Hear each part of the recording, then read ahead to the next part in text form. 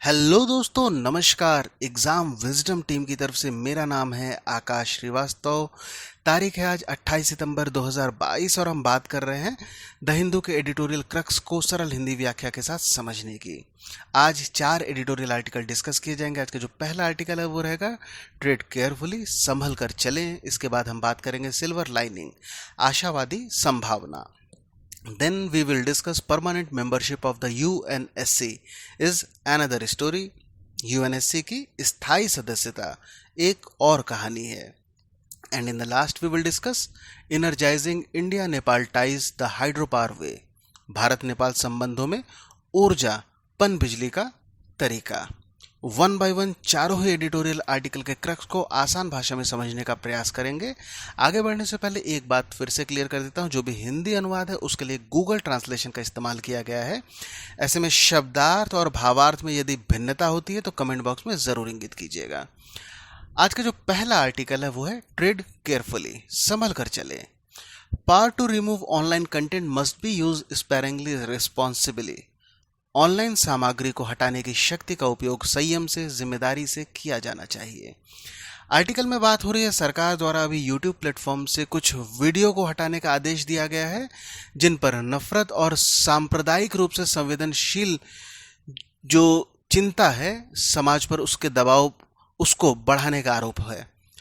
Article में इस बात पर भी आगे चिंता व्यक्त की गई है कि यदि सरकार के द्वारा इस शक्ति का लगातार प्रयोग होता है तो ये फ्रीडम ऑफ स्पीच जैसी जो मानव मूल्य है उनको ये आघात पहुंचाएगी। सरकार का अपना दावा है कि जो सामग्री हटाने का आदेश दिया गया है वो संवेदनशील सामग्री है। उनमें कश्मीर का जिक्र होता है, अग्निपथ स्कीम का जिक्र आता है। इन सब के अलावा धार्मिक अल्पसंख्यकों के अधिकारों को छीनने के बारे में भ्रामक और झूठे दावे किए जाते हैं। साथ ही साथ में ऐसे भी सामग्री का उसमें जिक्र है जिनसे गृह युद्ध का संकेत मिलता है। आगे इस बात का जिक्र किया जा रहा है कि section 69A of IT act, इसके द्वारा सरकार को शक्ति मिलती है कि ऑनलाइन सामग्री को वो ब्लॉक कर सकती है। हालांकि सुप्रीम कोर्ट द्वारा इस शक्ति को बरकरार तभी रखा गया था जब सुप्रीम कोर्ट द्वारा इस बात का नोट किया गया था कि यदि ऐसा ऑर्डर सरकार देती है तो जो भी एजेंसीज हैं और जहां से भी जो भी सूचना ओरिजिनेट हो रही है, मतलब कि जो प्रवर्तक या मध्यस्थ हैं, उनको नोटिस जारी करने की आवश्यकता सहित प्रक्रियात्मक सुरक्षा प्रदान की थी। इसके बाद ही जाकर सरकार ऑनलाइन जो भी सामग्री है उसको हटा सकती है।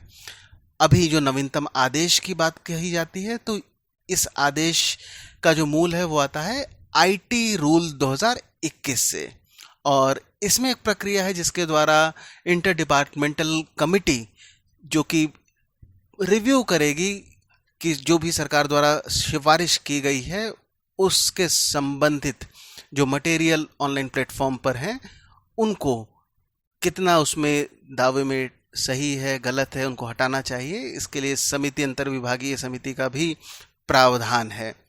निश्चित तौर पर यदि आपत्तिजनक सामग्री ऑनलाइन प्लेटफॉर्म पर है तो उसको त्वरित रूप से हटाना चाहिए, और यदि निष्पक्षता से सरकार ऐसा कार्य कर रही है तो इसमें कोई संदेह नहीं होना चाहिए।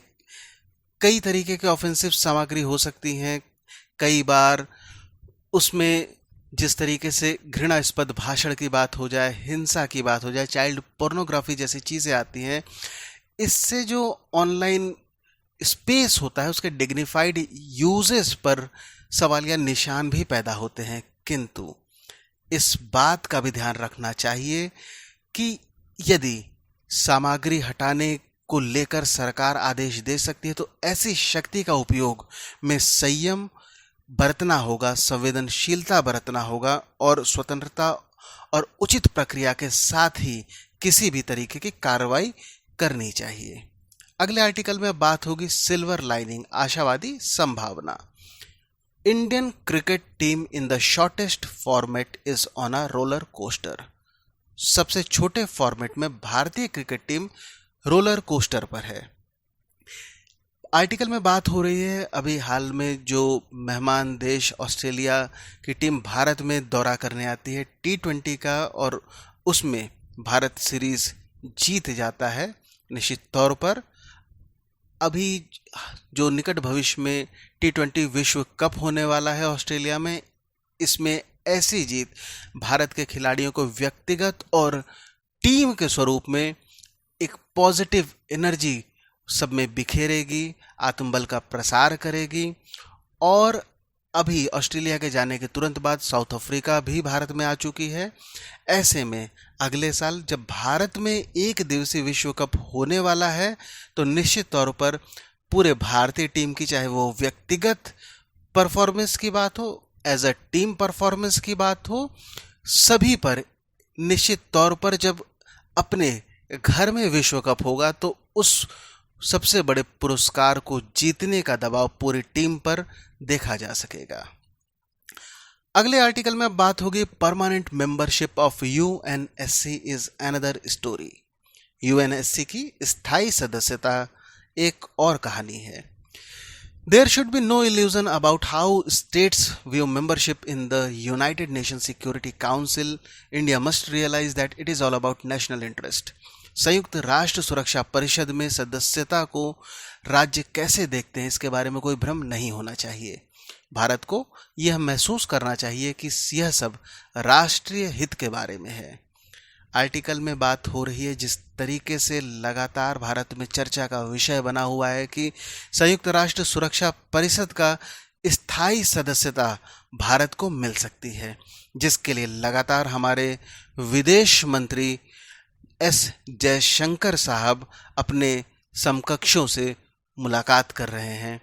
उन्होंने आगे संयुक्त राष्ट्र सुरक्षा परिषद के सुधार में बातचीत करते हुए इस बात पर जोर दिया है कि सब कुछ सिर्फ ओरली ना हो, बल्कि एक टेक्स्ट बेस्ड नेगोशिएशन हो, क्योंकि जो लिखित दस्तावेज रहेंगे तो ये मजबूती से दावे को और ज़्यादा पेश कर पाएंगे वैश्विक पटल पर। संयुक्त राष्ट्र सुरक्षा पद में जो परमानेंट स्थायी सदस्यों की बात कही जाती है तो उनकी संख्या 5 है। चीन, फ्रांस, रशियन फेडरेशन, यूके और यूएस।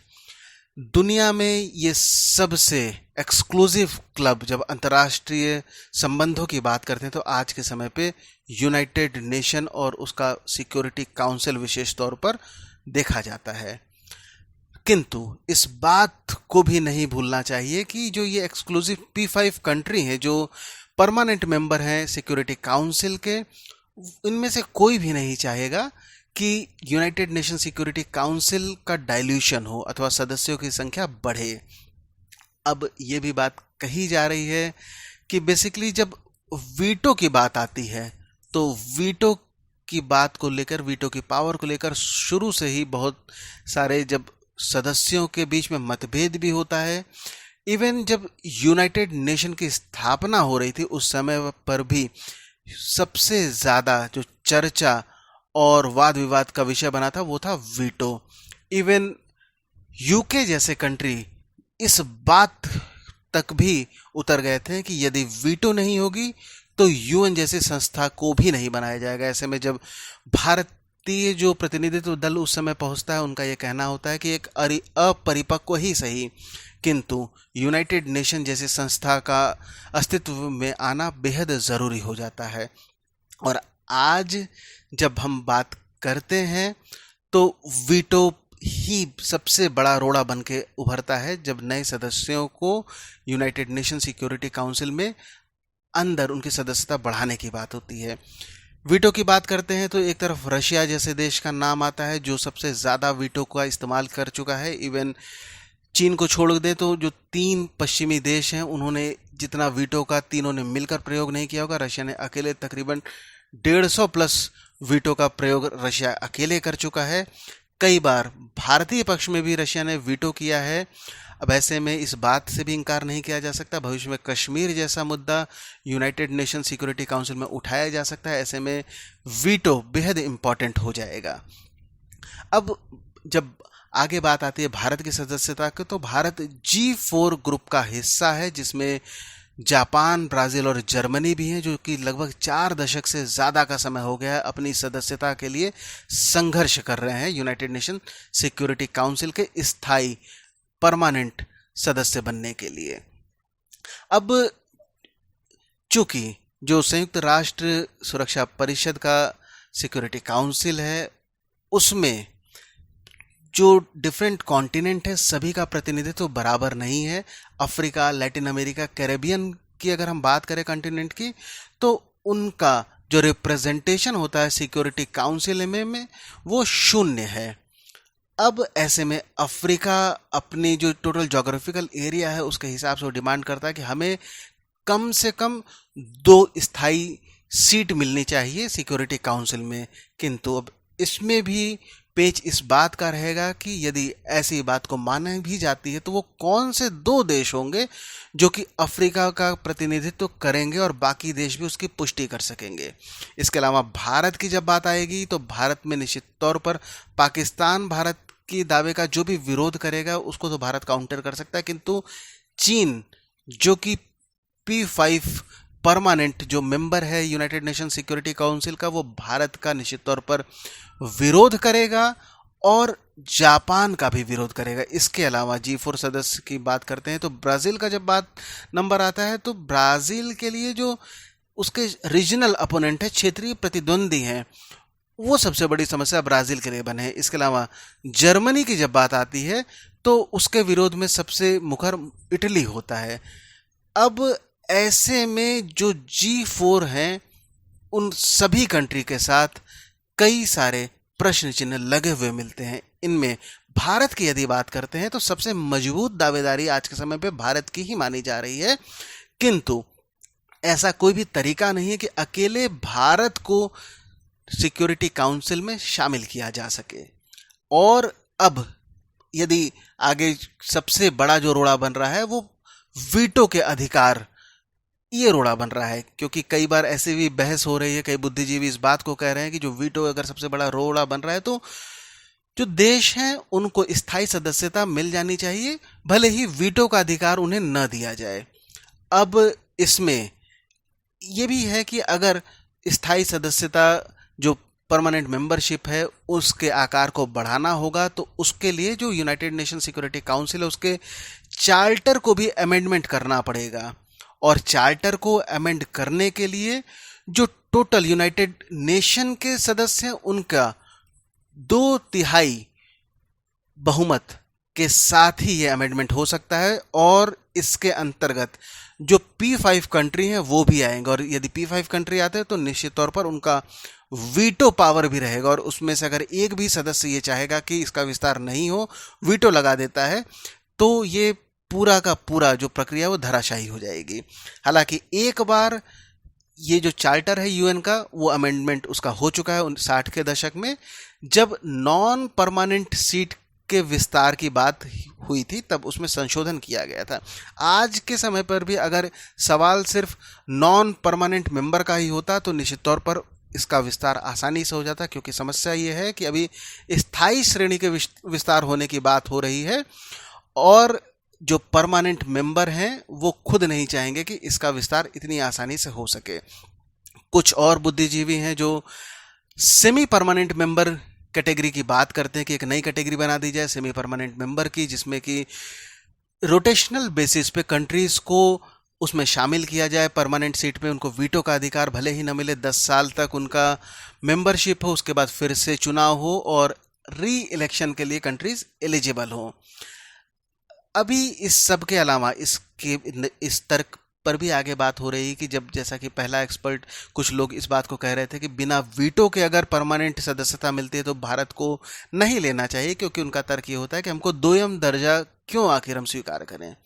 किंतु आर्टिकल में इस बात पर जोर दिया जा रहा है कि यदि वीटो के बिना ही सही स्थायी सदस्यता ही मिलती है तो आज के समय में हमको वो ले लेना चाहिए, क्योंकि भविष्य में हमेशा सुधार होने की जो संभावना है वो बनी रहेगी। ऐसा भी संभव है भविष्य में हमको वीटो भी मिल जाए, किंतु अगर आज स्थायी सदस्यता नहीं मिलेगा तो वीटो का सपना भी धराशायी हो सकता है।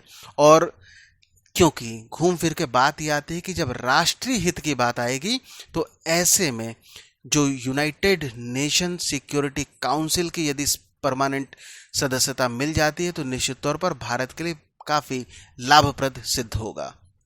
अंतिम आर्टिकल की अब हम बात करेंगे, एनर्जाइजिंग इंडिया नेपाल टाइज दी हाइड्रो पावर वे, भारत नेपाल संबंधों में ऊर्जा पनबिजली का तरीका।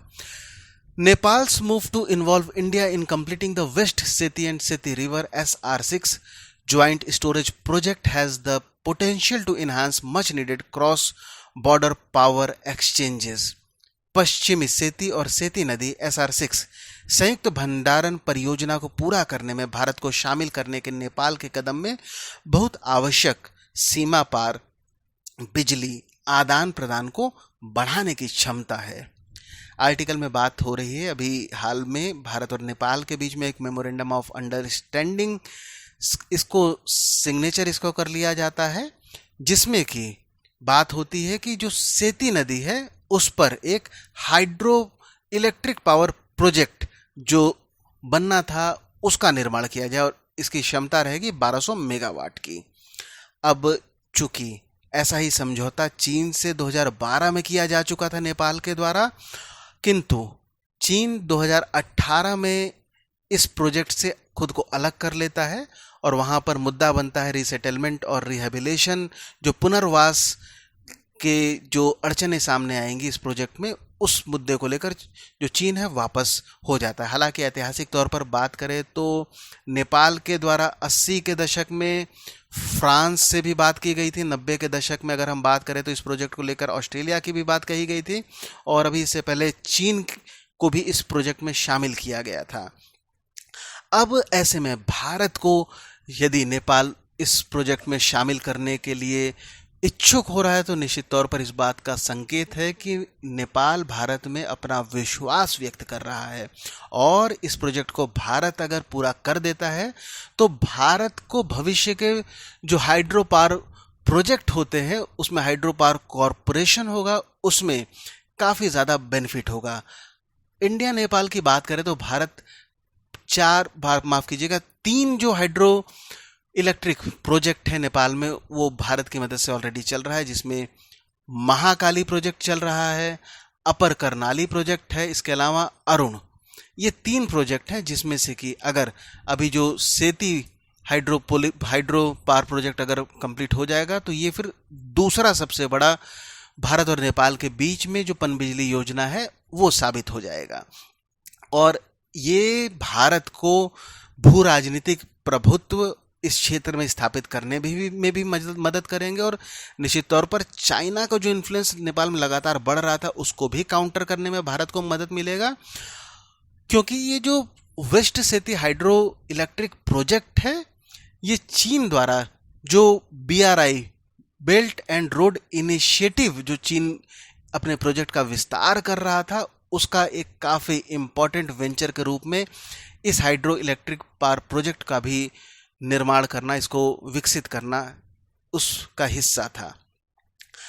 आगे के समय में भारत और नेपाल के बीच में काफ़ी संभावनाएं हैं कि अगर सहजता समझदारी से कार्य हो तो दोनों देशों के बीच में विशेष तौर पे हाइड्रो इलेक्ट्रिक प्रोजेक्ट की अगर बात करें तो इसके विकास की काफ़ी संभावना है। इवन 2045 तक तकरीबन 1069 बिलियन पर ईयर का रेवेन्यू जनरेट हो सकता है, सिर्फ जो बिजली निर्माण होगी दोनों देशों के सहयोग से उसका निर्यात करके।